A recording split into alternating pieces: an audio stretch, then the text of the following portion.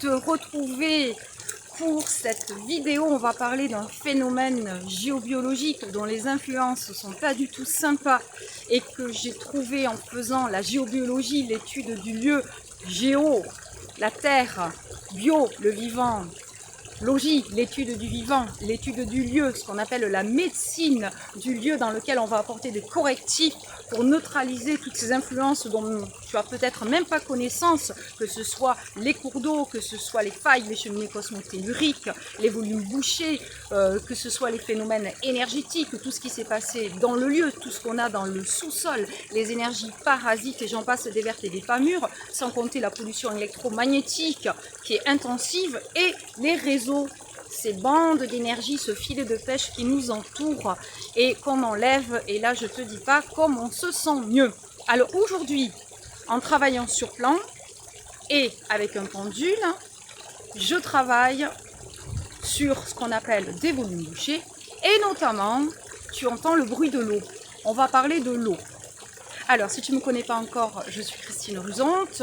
Il suffit de me contacter, de me laisser un message. Je suis consultante en géobiologie, en feng shui de l'humain, accompagnement, les blocages, se réaliser, confiance en soi, problèmes familiaux, disputes au travail, burn-out, etc. Et comment on fait circuler l'énergie dans son lieu d'habitation. On se sent bien, notre lieu nous soutient avec le feng shui de l'habitat et la réflexologie plantaire dans mon cabinet à Lagore dans le 64. Donc on en revient à ce phénomène qui touche l'eau.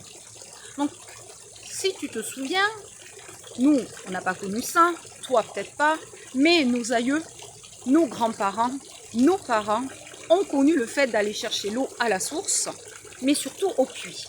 Et donc dans les anciennes maisons que nous habitons, figure-toi que si le puits il n'est pas dehors, eh bien il est dedans. Oui, oui, oui. Et donc il se trouve que lors de ces études en géobiologie des phénomènes sur plantes, qu'est-ce que je trouve pas? Alors, un puits, j'en ai trouvé encore un autre. Et ensuite, bon, là on m'a parlé carrément d'une maison où les habitants savaient qu'il y avait un puits, qu'il y avait une chape. Donc la personne me disait, chaque fois que je suis dans cette pièce, je me sens pas bien, je me sens oppressée, je me sens mal. Et donc on a transformé la pièce, mais pendant un an on mangeait dans la pièce et je m'éloignais. Et elle avait raison, pourquoi? Parce que malheureusement, dans ce puits, ils avaient poussé, balardé des gens, parce qu'à l'époque ça chauffait, il y a eu des guerres de religion, les protestants ici, les catholiques, etc. Avec Henri IV, on est bien dans le coin. Et donc en fait, imagine ces pauvres gens, ces souffrances, qui se sont peut-être noyés, meurent de froid, ils sont morts, etc. Et donc il y a un travail après pour faire remonter ces âmes dans la lumière. Et les puits, c'est pas bon du tout. Surtout si on a mis une chape, l'air circule pas, c'est de l'air vicié. Et le chi, l'énergie, elle déteste ça. Donc on a un travail quand on a ces puits dans les maisons et on les trouve. Les gens ne savent pas forcément qu'ils y sont, puisque tu as des maisons avec extension.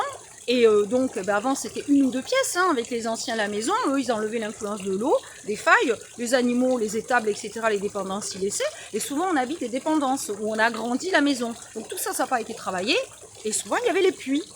Et donc, moi, je découvre comme ça des puits sur des endroits. Je dis à une personne, il y a tel puits qui est situé à tel endroit.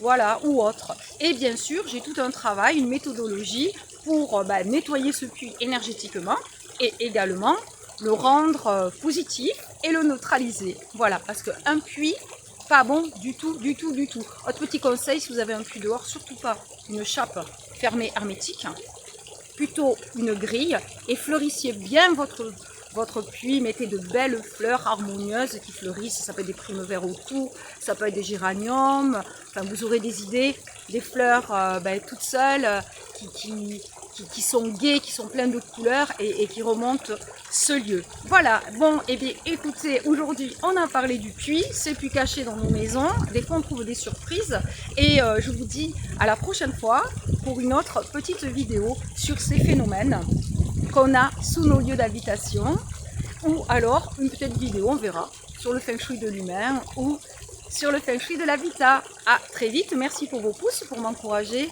les commentaires si vous le souhaitez.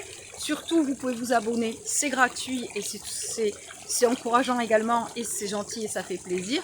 Et merci également de partager. Je vous souhaite une très belle journée et prenez soin de vous et ou de bonnes vacances. Au revoir.